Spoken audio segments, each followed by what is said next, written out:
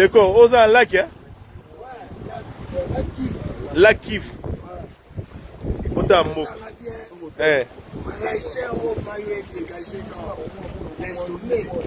On y matin toi na Congo hein? On est dans les bandes mboka. Omi boga. Omi boga happy baba. Ba voisin na biso kuna ndi Rwanda. Kuna ba voisin ndi Rwanda. Tala mogelengi. Oyo ka Dubai, na ke Dubai. Na ke Dubai botala mogelengi. Grâce à Vibi Fondation. Libata ça? Oui. Ouais Libata. Et on marque pêcheur. Mais c'est quoi? On marque pêcheur. Voilà na kata mai. Adindi mabimite.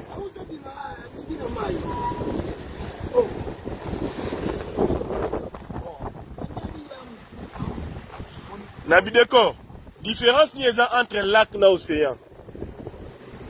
Différence c'est ça. Lac. Il y a lac. Océan. Il y a océan. Ça jette dans la mer.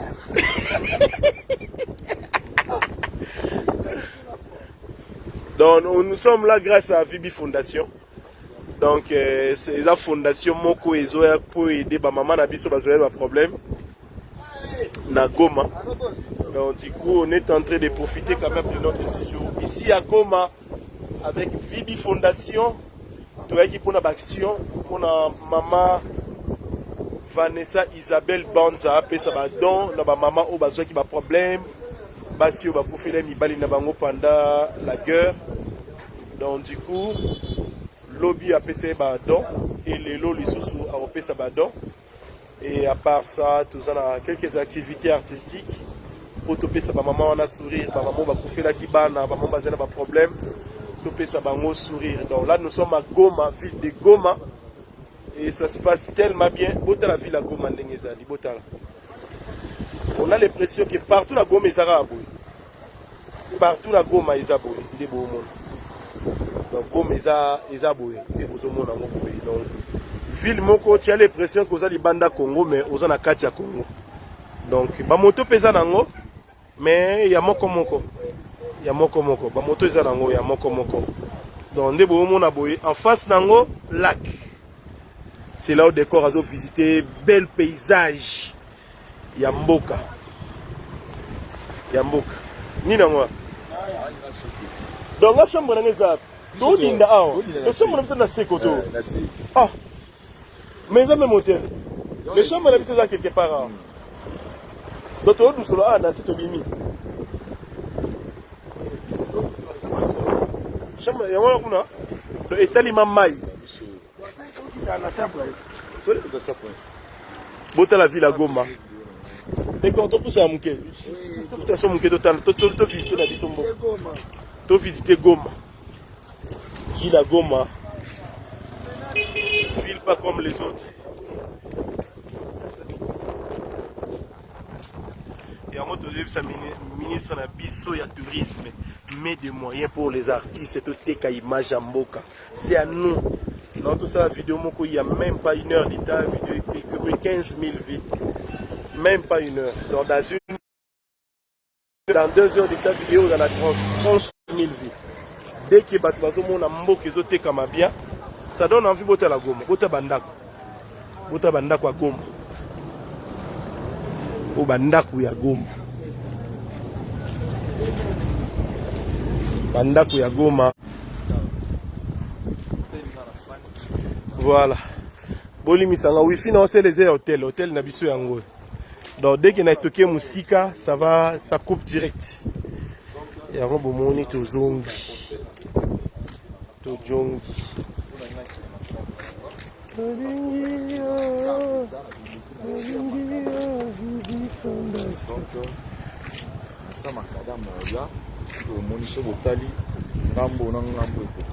Voilà. C'est magnifique. Biso c'est peine sur la Goma. Na vana na poto mais na c'est peine la Goma.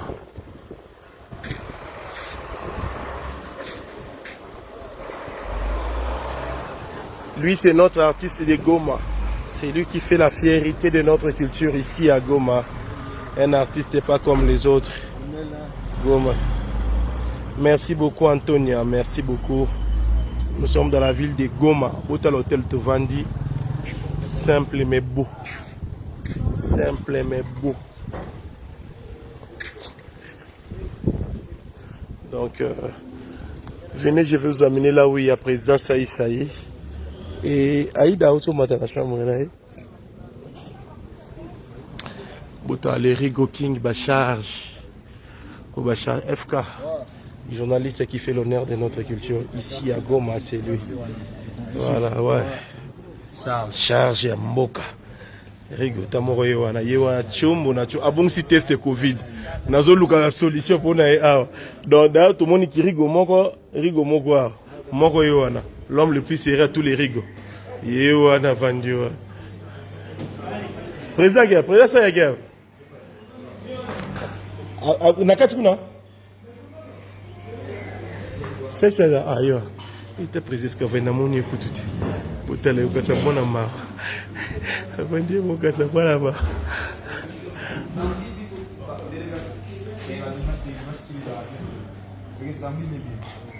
to Rwanda samedi vous avez bien fort moi za tout monde Kagame to pesa ta moti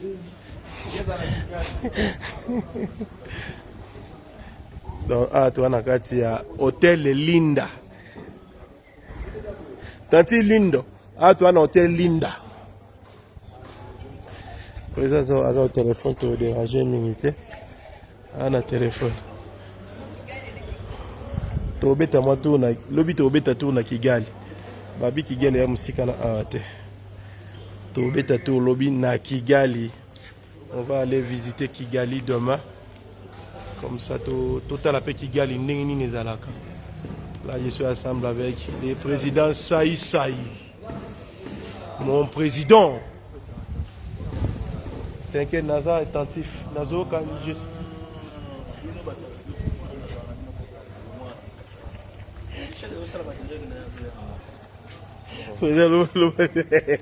Abibi se bat à présent social. Yo mora na 1 million d'abonnés na Facebook. Yo ne mutanini. Bongo ngana na muta réseaux sociaux. Ah, président na réseaux sociaux na 1 million d'abonnés na mutanini. Bino boza ba drogueur ya réseaux sociaux. Soko sale loko tobelaka. Talaka yo mo beba tout ba vendre kimia. Voilà ni. Bobo mana moto na bango na ngona na ba era. Yo pas m'ta réseaux sociaux, président. Donc voilà. Samedi Rwanda. Au samedi Rwanda. Tu regardes Natongo, tu n'as pas quoi? Natongo, hein? Bon, bah, tu vas tout samedi na Rwanda. Tu vas visiter Rwanda. Comme ça, on va voir qu'est-ce que ça va donner là. Nana direct, on a fait téléphone. Nana, je voulais demander où est mon téléphone.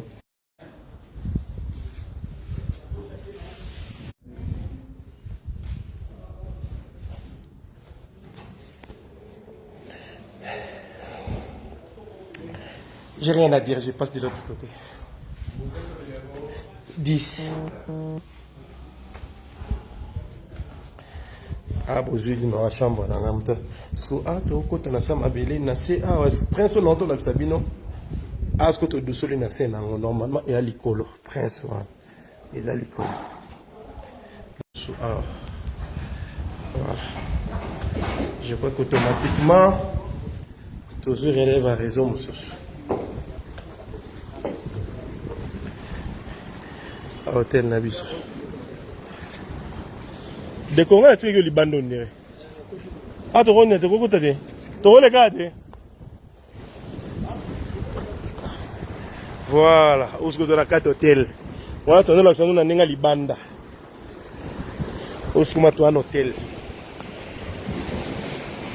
Hôtel.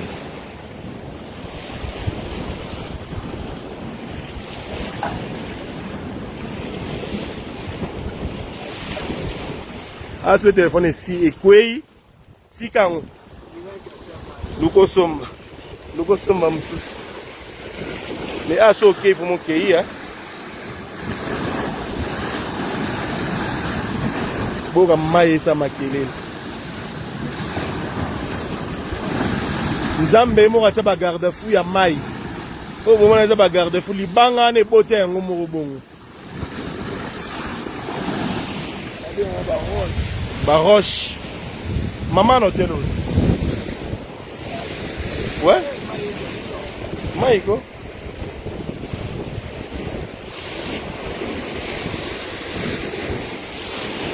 Mai me sauté tia.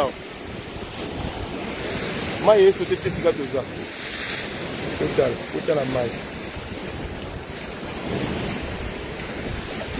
C'est beau à voir, c'est très beau notre pays. Il faut s'habiliter, il faut être fier de ce pays. Peu importe nos problèmes, merci beaucoup, merci. Peu importe, non, Miboula. Peu importe nos problèmes, vraiment, il faut être fier de notre pays. On a payé tout. Il y a une... Tout à la fois.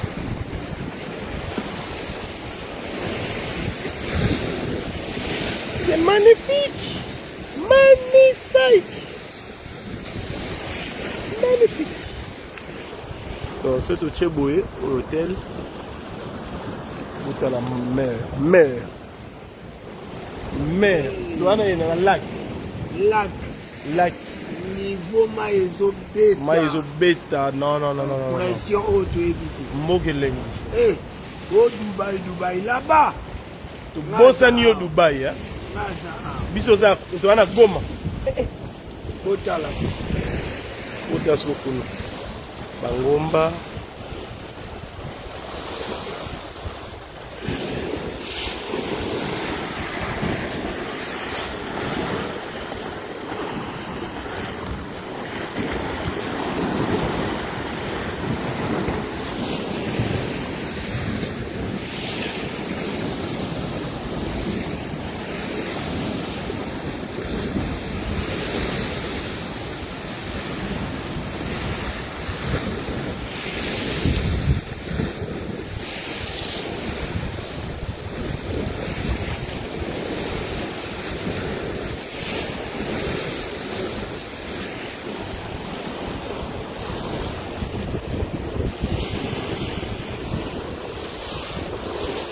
Non, il faut ça au chocolat.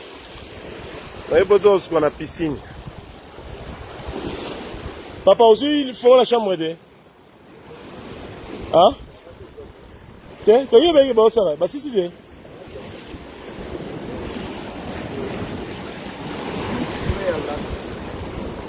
Lac Mouero. N'est pas lac Mouero. Au lac à Goma. Rien à voir dans le lac Mouero.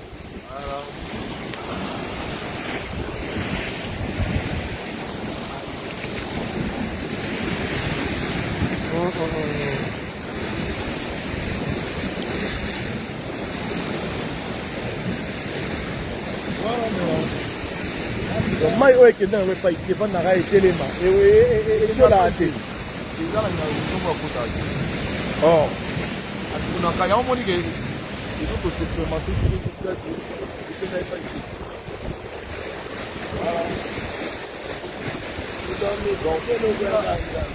ye moko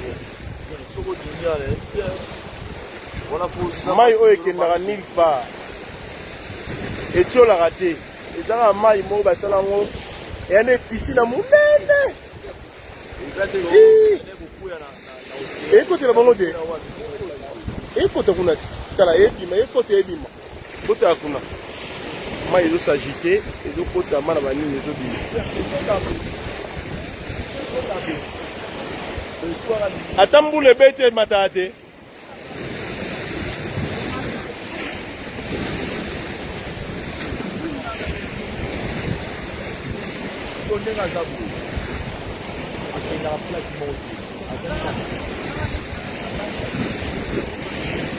donc moto asala ete nzambe mo moto akeye yango boye tala bino bosakana na nzambe kaka mai oyo ekendaka nulle part donc eya ndeti otimboli libulu osopi mai na kati mai oyo ezaka etelema esika moko esilaka te emataka te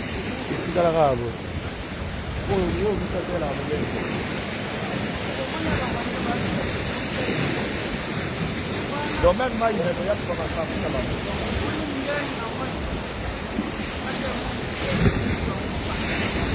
Ndio wakati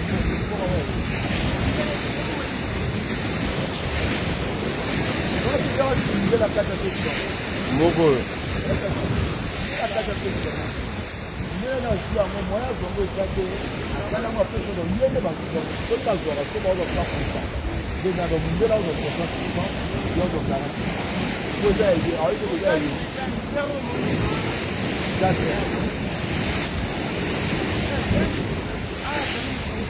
Parce que gaz yango ezo servir na nini? On est ba Rwanda ba osela e servir na nini?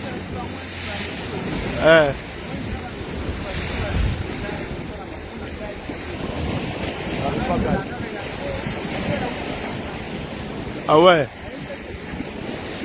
Donc au ezawa force à mai au ba agitation nango ezo servir et pesa biso courant na gaz.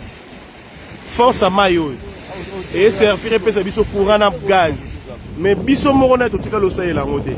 Mais de l'autre côté bo mona na ngambu kuna eza bandongo na biso ba eza ba Rwandais ba osaye la ngo. Kuna na musika c'est difficile ya ozwa bango yango wana kuna voilà. Ba Rwandais ba osaye la ngo bazo ko exploiter gaz na électricité. Mais nous ici na to saleli yango te. Donc awa nanu to simbi yango kutu te.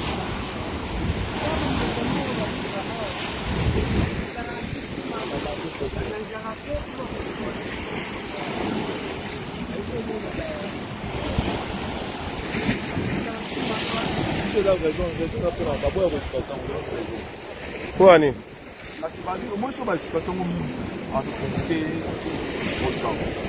Mais bon on va aussi là.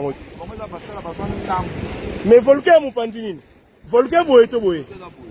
Ah, bien ce exploitant est provoqué volcan en Inde. Ah, c'est là ba étude. Ce biso de bito tout sel là ngo volcan nous de la pluie s'agiter. Ah oui. Donc yango to sel là en côté.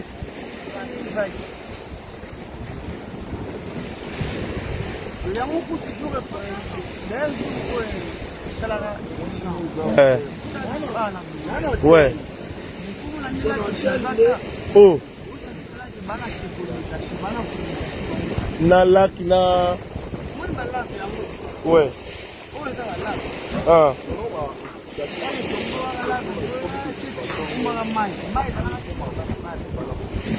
Mai est la balabala. Oh là là. Mais j'aime mon pays, c'est beau, c'est beau mon pays. Si tu es congolais, tu es de quelque part, tu as drapeau Mboko Ozali, ou tu es pena drapeau à Congo pour dire que je suis fier de mon pays.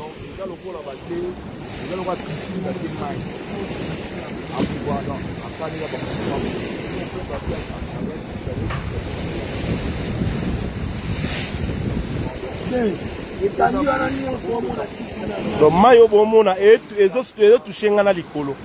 Donc ne ezo s'agiter bo ezo matati esika naza.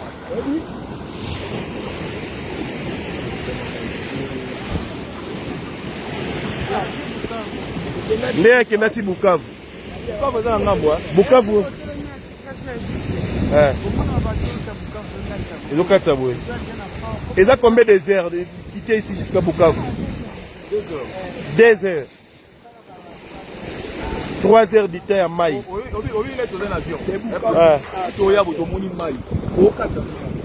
Maï.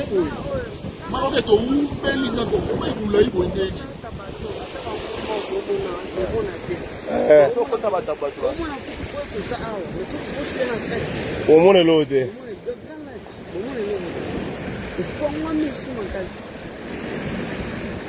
Donc, bateau peut 4 à 3 heures.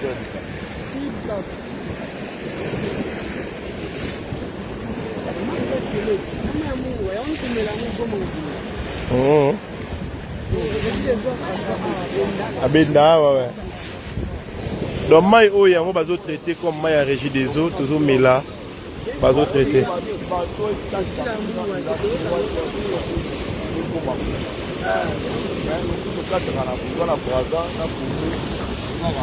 45.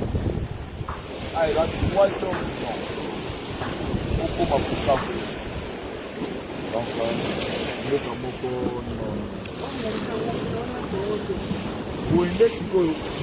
Kuna Rwanda bandako to faso ande Rwanda botela Rwanda yango weza masa moya ozonga to abetsanga to kuna na Rwanda biso bete obeda to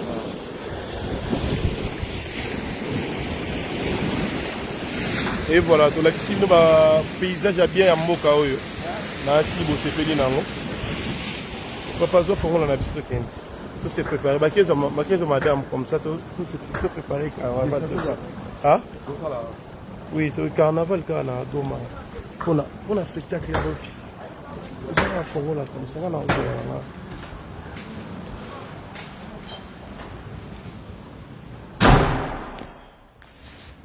et voilà butala skoto au matin on a quatre hôtel yango mai yango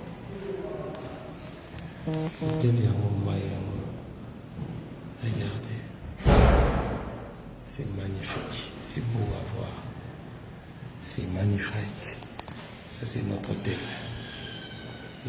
na ba fenêtre nango vue ya libanda et puis ça biso mai parce que mboka boy c'est normal banguna babunda pour bazwango mboka boy c'est normal parce que ça reflète la fierté de tout un pays. C'est beau à voir en fait. C'est kitoko na komona donc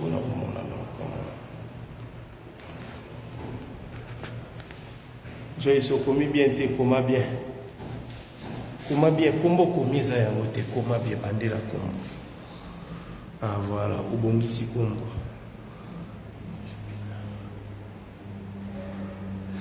hôtel Linda na Goma toi un hôtel Linda le plus belle ville de la RDC après le Lubumbashi tu peux avoir raison donc voilà. Donc c'est ça.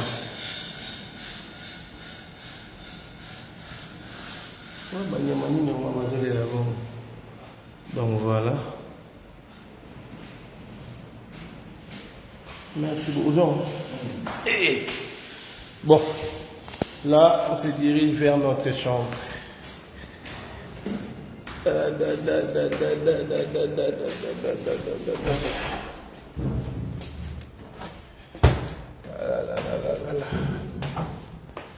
Aïe, aïe, aïe, aïe, aïe, aïe.